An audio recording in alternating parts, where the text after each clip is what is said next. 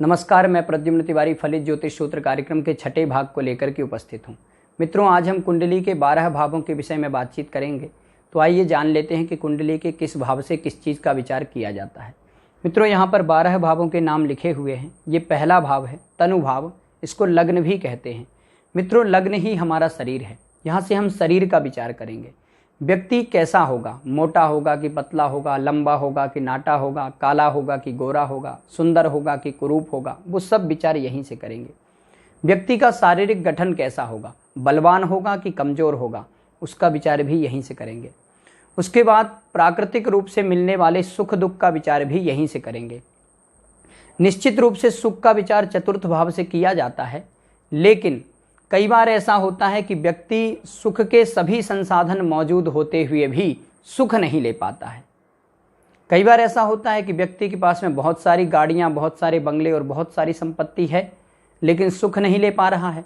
तो सुख के संसाधनों का विचार यहाँ से करेंगे और सुख ले पाएगा कि नहीं ले पाएगा उसका विचार यहाँ से करेंगे। उसके बाद में ये द्वितीय भाव है, यहाँ से धन का विचार करेंगे। हीरा मोती, सोना चांदी, सभी प्रकार की चल संपत्ति का विचार यहाँ से करेंगे। कुटुंब परिवार का विचार भी यहीं से करेंगे और वाणी का विचार भी यहाँ से करेंगे। वाणी प्रभावशाली होगी कि नहीं। कई बार ऐसा होता है कि व्यक्ति बहुत ज़्यादा पढ़ा लिखा है लेकिन बोलने में डरता है, वाणी बिल्कुल भी प्रभावशाली नहीं है। और कई बार ऐसा भी होता है कि व्यक्ति बिल्कुल भी पढ़ा लिखा नहीं है लेकिन वाणी बहुत ज़्यादा प्रभावशाली है, बोलता है तो लोग मंत्रमुग्ध हो जाते हैं। तो वाणी में प्रभाव होगा कि नहीं उसका विचार यहाँ से करेंगे। उसके बाद में तृतीय भाव, यहाँ से भाई का विचार करते हैं। छोटे भाई का विचार यहाँ से करेंगे और बड़े भाई का विचार यहाँ से करेंगे। सामाजिकता का विचार यहाँ से करेंगे। लेखन कार्य का विचार यहाँ से करेंगे। इष्ट मित्रों का विचार भी यहाँ से करेंगे और साहस का विचार भी यहाँ से करेंगे। व्यक्ति के अंदर साहस होगा कि नहीं, बलवत्ता का विचार यहाँ से करेंगे। बलवान होगा कि नहीं उसका विचार यहाँ से करेंगे और उसके अंदर साहस होगा कि नहीं उसका विचार यहाँ से करेंगे।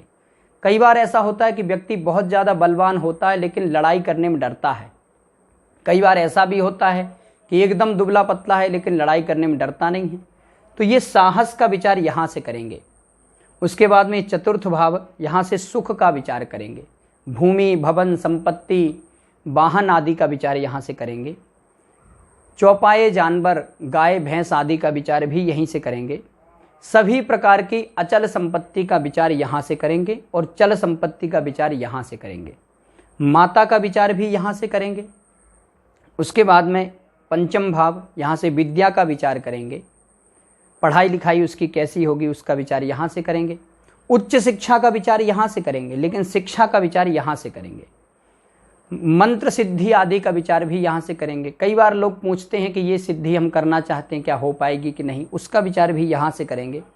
यंत्र मंत्र आदि का विचार यहाँ से करेंगे।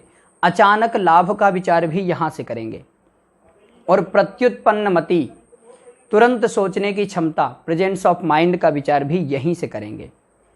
और उसके बाद में कला आदि का विचार, संगीत आदि कलाओं का विचार भी यहीं से करेंगे। उसके बाद में षष्ठ भाव, रोग का विचार यहाँ से करेंगे। रिपु यानी शत्रु का विचार यहाँ से करेंगे और कर्ज आदि का विचार यहाँ से करेंगे। कर्ज का विचार अष्टम भाव से भी करेंगे और यहाँ से भी करेंगे। षड्यंत्रों का विचार यहाँ से करेंगे कि इस व्यक्ति के खिलाफ षड्यंत्र हो जाएगा कि ये किसी के खिलाफ कर देगा, उसका विचार भी यहाँ से करेंगे। और मृत्यु की शंका यानी मरने का डर, कई बार ऐसा होता है कि व्यक्ति के अंदर एक भ्रम हो जाता है कि कहीं ऐसा ना हो कि हमें कोई मार दे, तो उसका डर जो होता है उसका विचार यहाँ से करेंगे। और मातुल पक्ष यानी मामा का विचार भी यहाँ से करेंगे। उसके बाद में ये सप्तम भाव, यहाँ से पत्नी का विचार करेंगे।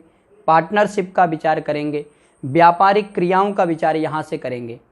उसके बाद में अष्टम भाव, यहाँ से मृत्यु का विचार करेंगे, आयु का विचार करेंगे और गुप्त विद्याओं का, जैसे तंत्र आदि विद्याओं का विचार भी यहाँ से करेंगे। और गुप्त धन का विचार भी यहाँ से करेंगे। धन का विचार यहाँ से करेंगे लेकिन गुप्त धन का विचार यहाँ से करेंगे। उसके बाद में ये नवम भाव, यहाँ से भाग्य का विचार करेंगे। धर्म का विचार करेंगे कि व्यक्ति धार्मिक होगा कि अधार्मिक होगा, उसका विचार भी यहाँ से करेंगे। पैतृक संपत्ति का विचार भी यहाँ से करेंगे और पत्नी का भाई, साला, उसका विचार भी यहाँ से करेंगे। तीर्थ यात्रा आदि का विचार भी यहीं से करेंगे। उसके बाद में दशम भाव, यहाँ से कर्म का विचार करेंगे, नौकरी आदि का विचार करेंगे। सभी प्रकार की नौकरी, सरकारी प्राइवेट सभी प्रकार की नौकरी का विचार यहीं से करेंगे। मान सम्मान पद प्रतिष्ठा आदि का विचार यहाँ से करेंगे। पदोन्नति का विचार यहाँ से करेंगे और पिता का विचार यहाँ से करेंगे। माता का विचार यहाँ से करेंगे, पिता का विचार यहाँ से करेंगे। उसके बाद में एकादश भाव, यहाँ से लाभ का विचार करेंगे। सभी प्रकार के लाभ का विचार एकादश भाव से करेंगे। नाना प्रकार की भोग्य सामग्री का विचार भी यहीं से करेंगे और बेटे की पत्नी यानी बहू का विचार भी यहाँ से करेंगे। उसके बाद में ये व्यय भाव, सभी प्रकार के खर्चों का विचार यहाँ से करेंगे कि व्यक्ति कैसा खर्च करने वाला होगा, धार्मिक खर्च करेगा या फिर अपने ऊपर ही खर्च करेगा, ये सब खर्चों का विचार यहाँ से करेंगे। और कोर्ट कचहरी आदि का विचार भी यहीं से करेंगे। जेल यात्रा का विचार भी यहाँ से करेंगे और मृत्यु का विचार भी यहाँ से करेंगे। मृत्यु का विचार यहाँ से भी करेंगे और यहाँ से भी करेंगे। अब एक चीज़ आपको मैं बता देना चाहता हूँ कि इन 12 भावों से क्या क्या देखा जाता है, ये विशेष हमने आपको बता दिया। अब आपको एक चीज़ करनी होगी कि यहाँ से जिस भाव से जो कुछ देखा जाता है उससे मिलता जुलता जो कुछ है वो सब उसी से देखना है।